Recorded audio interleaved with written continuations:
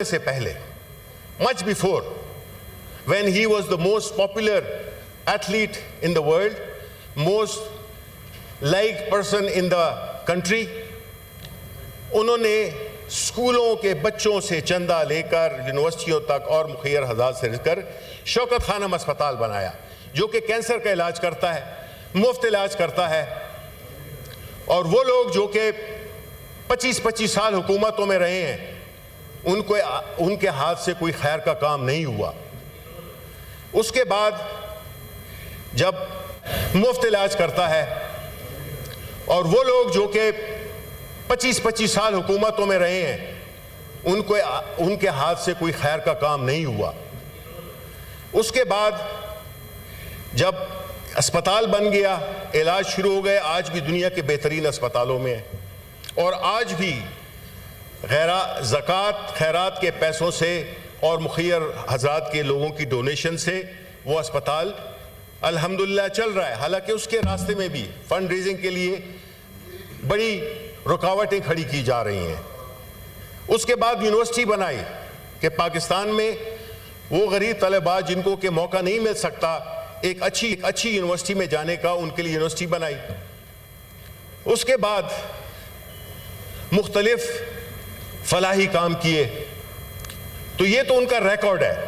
ये नहीं है कि वो आए और उन्होंने ये अल-कादिर यूनिवर्सिटी बनाई। पहला उनकी, चूंकि वो वज़ीर आज़म थे, इसलिए जो है तो उन्होंने ऑफ ऑल द प्लेसेस वो जोलम में एक साइट पे, एक जगह पे उन्होंने इसकी बुनियाद रखी, जो कि एक ट्रस्ट थी। अल-कादिर यूनिवर्सिटी में खान साहब का मकसद क्या था? मकसद था कि हमारे मुल्क में बदकिस्मती से इतनी आगाही नहीं है, ख़ास तौर पे यंग जनरेशन को, कि वो हुजूर सल्लल्लाहु अलैहि वसल्लम की ज़िंदगी यानी सीरतुल नबवी, इसका मेन ऑब्जेक्टिव था कि उस पर तालीम दी जाए और टेक्नोलॉजी पे, ताकि हमारा एक इस्लामी मुल्क है, हमारे पैगंबर हज़रत मुस्तफ़ा सल्लल्लाहु अलैहि वसल्लम की ज़िंदगी हमारे लिए एक रोल मॉडल है। तो उसको क्यों ना एक ऐसे इदारे से कि वो कम से कम ये रोशनी फैलाता रहे हुजूर सल्लल्लाहु अलैहि वसल्लम की ज़िंदगी का। हुआ क्या, केस क्या बनाया गया? हसन नवाज, जो कि नवाज शरीफ साहब के साहिबजादे हैं, उन्होंने एक प्रॉपर्टी बेची मलिक रियाज को। वो प्रॉपर्टी जो कि कहते हैं, मुझे उसकी तफसीलात नहीं पता, लेकिन जो कहते हैं कि वो कोई 20 मिलियन पाउंड्स की थी, उसको 40 मिलियन पाउंड्स शो किया गया। तो वहाँ की जो नेशनल क्राइम एजेंसी है, उन्होंने इस पे इन्वेस्टिगेशन शुरू कर दी, क्योंकि प्रॉपर्टी की प्राइसेस और जो पेमेंट हुई उससे शुकूक व शुबहात उभरे। उनका मलिक रियाज का और इनका सिलसिला चलता रहा, और नेशनल वो जो थी क्राइम एजेंसी, उन्होंने ये फैसला किया कि ये पैसे चूंकि क्राइम से नहीं निकले हैं, तो इसलिए इसको वापस भेज दिया जाए। वो पैसे, चूंकि ये एग्रीमेंट हुआ था मलिक रियाज में और नेशनल क्राइम एजेंसी में, NCA के दरमियान, उसमें हुकूमत का कोई ताल्लुक नहीं था। वो पैसे भेज दिए गए उन्होंने पाकिस्तान सुप्रीम कोर्ट के अकाउंट में। पाकिस्तान सुप्रीम कोर्ट के अकाउंट में जब भेजे गए, तो कैबिनेट में ये बात आई कि ये इस तरह की अरेंजमेंट है जिसमें कि NCA की कंडीशन है कि इस एग्रीमेंट को पब्लिक ना किया जाए, इस एग्रीमेंट को कॉन्फिडेंशियल रखा जाए। कैबिनेट ने उसको ओके कर दिया। जॉइंट रिस्पॉन्सिबिलिटी होती है। अगर ऐसा है तो फिर खान साहब पे सिर्फ केस नहीं बनता था, पूरी कैबिनेट पे बनता था।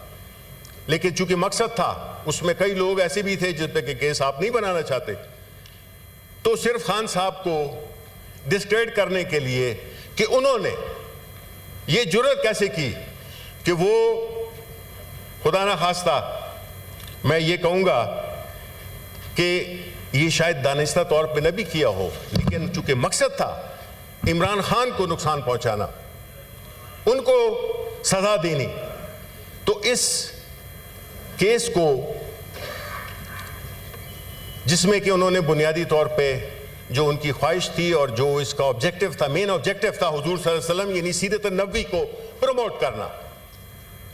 तो आप इंतकाम में इतने अंधे हो गए कि आपने सीरतुल नबी पे बनने वाली का मकसद रखने वाली यूनिवर्सिटी को आपने कंट्रोवर्शियल बना दिया।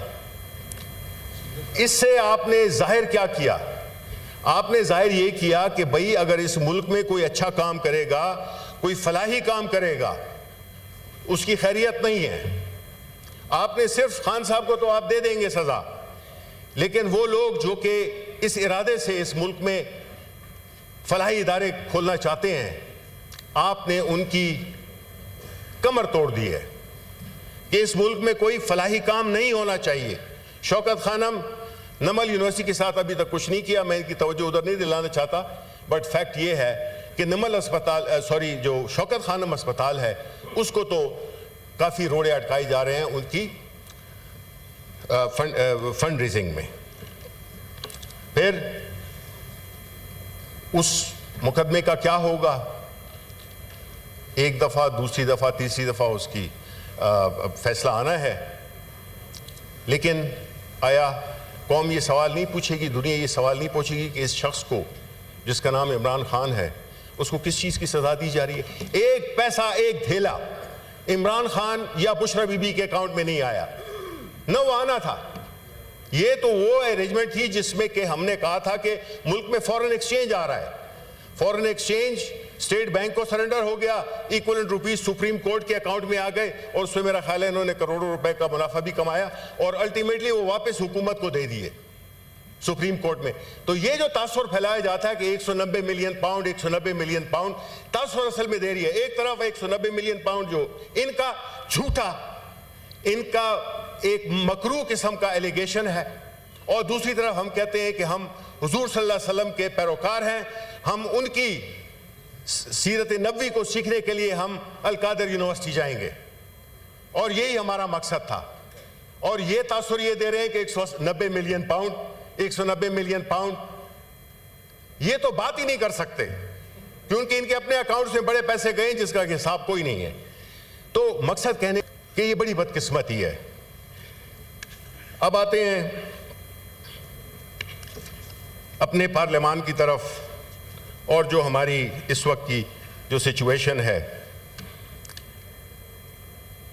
देखें, इस मुल्क में जो कुछ भी हो रहा है उसके बेनिफिशरीज मेरे लेफ्ट पे बैठे हुए हैं और इन्होंने कोई ऐसी, जिसे कहते हैं कि रस्मन भी कोई ऐसी एहतजाज नहीं किया कि जी क्या हो रहा है।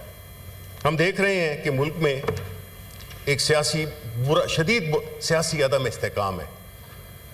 वो अदम इस्तेकाम मुआशी अदम इस्तेकाम को जन्म देता है। वो अदम इस्तेकाम अमन व आमा की सूरत हाल को कॉम्प्लिकेट करता है।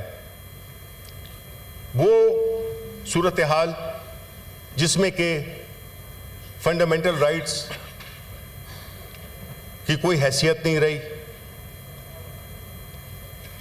मीडिया गैग हुआ हुआ है। अभी भी मैं आपको बता दूं कि मैं जो तकरीर कर रहा हूं ये तकरीर नहीं दिखाई जा रही। मैं आपसे रिक्वेस्ट करता हूं चेयरमैन साहब, आप इस हाउस के कस्टोडियन हैं और हाउस जो है तो सिर्फ गवर्नमेंट का नहीं होता, उसमें ऑपोजिशन लाजिम और मलजूम है। That's why they have the leader of the house and leader of the opposition. ये तकरीर ना दिखाना क्या शो करता है? इनसिक्योरिटी, कि कहीं क्या बात दिल में ना उतर जाए। ओ भाई, अब तो हजारों तरीके हैं बात पहुंचाने के, लेकिन जो भरम है वो रह जाए कि इतनी कम अज कम सिचुएशन बुरी नहीं है कि कम से कम ऑपोजिशन लीडर की जब बात हो रही होती है, हमने स्टैंडिंग कमेटी में भी उठाया था, मुझे नहीं पता उसका क्या हुआ, लेकिन ये नहीं है कि हमने इस बात को नहीं उठाया। आप fundamental rights, political rights, media gag, कभी पाकिस्तान की तारीख में इतने पॉलिटिकल प्रिजनर्स नहीं थे जो कि आज हैं। मार्शल लॉ के वक्त में भी नहीं थे इतने। आज जेलें भरी हुई हैं, जगह नहीं है। ये किसी हुकूमत में ये होता है? मेरे साथी आई एम श्योर जब जवाब देंगे तो वो ये जवाब भी दें कि कभी भी इतनी तादाद में